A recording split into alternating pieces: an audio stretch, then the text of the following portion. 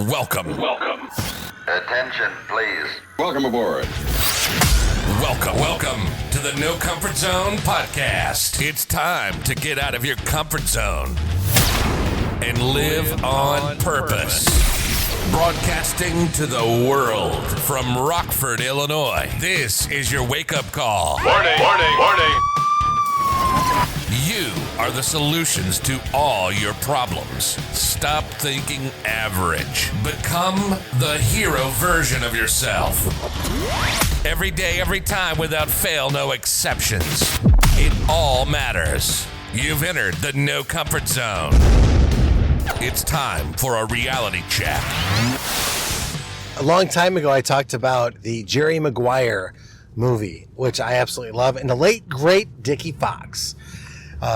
What I love about that is when they do those interjections with the late, great Dickie Fox. That was his mentor who got him in this business, who started Jerry Maguire on the right way and how to do things the right way. Well, I have my Jerry Maguire. I have the late, great Dickie Fox, but he's not dead. His name's Jim Lundy. Jim Lundy is the first guy that trained me how to sell. Did it one-on-one, old school guy. Great guy, actually, and I learned a ton, and even to this day, and when I spoke on stages, I reference the things that he taught me because it had such an impact on my life when I was very impressionable learning the beautiful art and science of selling, and Jim was a great guy to do that. So why do I bring this up now?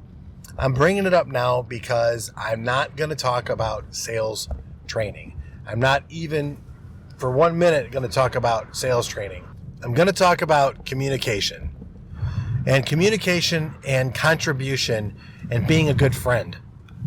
You see, what I learned is from the late, great Dickie Fox, let's go back to the movie for a minute, is you can't sell anybody if you don't love everybody. And I thought that was a great line because that's really what I believe. When I would interview people, I would ask them, why do you want to get into sales? And people would say, I like the money, I like the goals, I like the drive, like the grind, like whatever. And the ones that I gravitate towards, I really like people. And I like solving problems. And I think, to me, in my opinion, that's what salesmanship is. It's serving, coming up with solutions and options for people, and then helping them with their decisions. I believe that. So here's what's great about my reality now when it comes to salesmanship, communications, contribution, and friends. Jim Lundy told me, Dan, here's the deal. A lot of salespeople like to talk about themselves all the time. You know the guy. My house, my boat, my kids, all this stuff. And they go on and on and on. They just completely go on. And I'll have to say is that I did that when I first got in the business of selling. I didn't know better. And I thought salespeople were that way. But what I found out was from a really smooth approach is Jim had a great way of asking questions to the customer to provoke thought. And Jim Lundy made the time with the customer, he made it's so valuable because when he would talk to a customer, he would ask him a question to provoke thought so that information would come out in a conversational way about what's really important to the customer and what their values are. And Jim had a really good memory, and he would retain this information and reference it later in the conversation. If you're in sales, hello, that's sales 101. So he would use the information later, but he wouldn't use it to manipulate the customer. He would use it to help the customer get to a certain point. And what was great about him is he told me one day, let me share something with you. Just imagine that there's like this bubble, and there's two bubbles. And what you want to do is you got your bubble, and then there's their bubble. And what I want you to do, Dan, is I want you to talk about the stuff that's in their bubble. Okay. I don't even know why I use bubbles because even now while I'm talking about it, it doesn't really make that much sense. Maybe it will when I'm done. 80% is what you're going to do is when you talk to the customer, you're going to talk about them and you're going to ask them questions about them and you're going to listen to the answer and you're going to care about what they say. Okay? 20% is about you. And I thought that was interesting. And I'm like, why? And he goes, well, Dan, you talk a lot about yourself. Isn't this crazy? I got a podcast. Well, that's all I do. Bam. Just kidding. Jim would actually take the time to listen to what I would say when I was talking to a customer and interject appropriately, edify me when appropriate, and help the process along. And I just felt so much better after he got involved. And if you're in sales and if you're a manager, you need to do more of that. Your customers will appreciate it, and so will your people that you're responsible for, your sales team. That's the sales lesson training for the day for all your managers and leaders out there. Pay attention. But what I want to do is tell you this, that bubble thing I'm talking about that Jim Lundy taught me a long time ago, I want you to do this. I want you to look at your phone, and I want you to look at the people that are in your phone that are close to you, that are important to you, that are your top 5, your top 10, your top 20, top 30, whatever it is. You might have 1,000 people in your phone. Who are the people that you're friends with? Who are people that you're good with? Who are people that you haven't talked to in a while? And what I want you to do is I want you to take some time off, especially during this holiday season, and I want you to pick up the phone and I want you to spend some meaningful time talking about their bubble. What's going on with their life? How are their kids? What's happening? Listen, even make notes if you have to. Let them know that you were just thinking about them. There's an energy that when you put it in that space, for whatever it's worth, it does come back to you. But you're not doing it to get anything in return. You're just doing it to make your friends feel special. And that's what we need right now. You need your friends to understand how important they are to you. I've recently connected with an old childhood friend of mine who I miss dearly. I grew up with this guy. I'm getting emotional now. I grew up with this guy. We know everything about each other. And even when my daughter met him, she actually said this. She goes, "You guys are like identical," and we are. We've been through so much together. The laughter, the pain, the sorrow, the growing up together, and now we're growing old. Now we're in our fifth. We're going to be 50 soon. And my friend Albert, man, miss that guy so much, like there's nobody's business. And I regret not talking to him more so in my life than I have. And I'm still young enough to repair that. And so we're reconnecting again. We're sharing podcasts. He's listening to certain ones and we're talking, and it's, I just miss the guy. He lives in Pennsylvania and I'm just outside of Chicago in a town called Rockford, Illinois. So that being said, reach out to your friends and contribute. Ask them questions about themselves. See how they're doing. And, just take a moment to do that. And I suggest making a day of it. A day of gratitude towards your friends. That's getting way outside of your comfort zone. I'm talking calling off of work because you're feeling great and you want to call your friends and wish them well. And leave messages like you would for a customer. And talk to them. Talk to family members that you haven't talked to in a while. You could talk to 200 people. They say that average person knows 200 people. You got more phone numbers in your iPhone than you do anything else. Maybe it's that time to reach out to people and connect with them. And I don't know. I hope you do that. Give me some feedback. Let me know how it goes.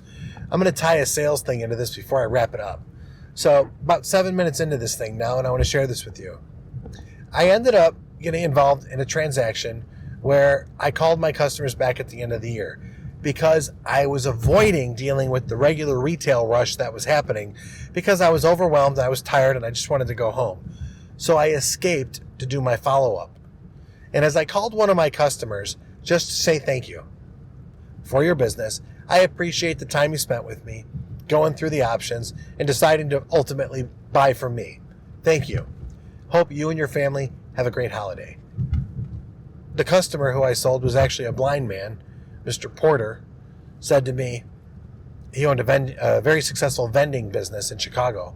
And he said to me, "What's wrong?" And I go, "What do you mean?" And he goes, "You don't sound like you got that pop in your voice, or, what's wrong?" And I go, "Oh, I'm just dealing with a lot of customer, a little overwhelmed, pressures of the holiday.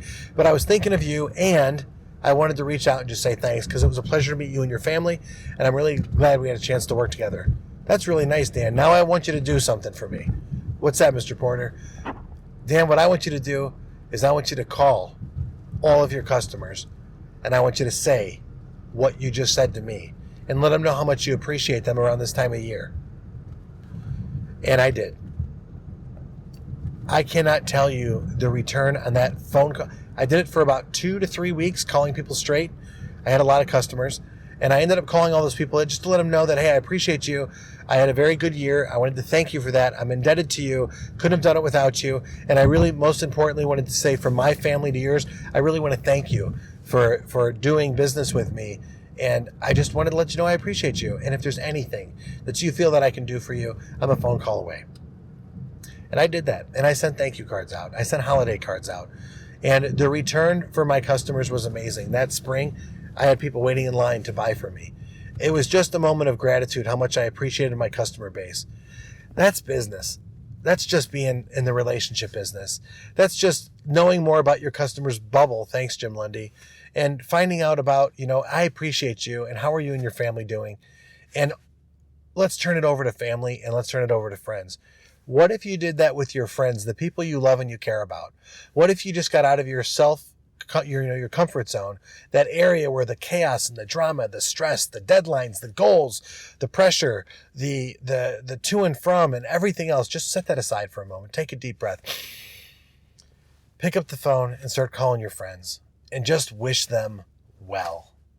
Tell them you're thinking about them. Tell them that, you know what, man, I'm glad we're friends. I'm glad we've crossed paths.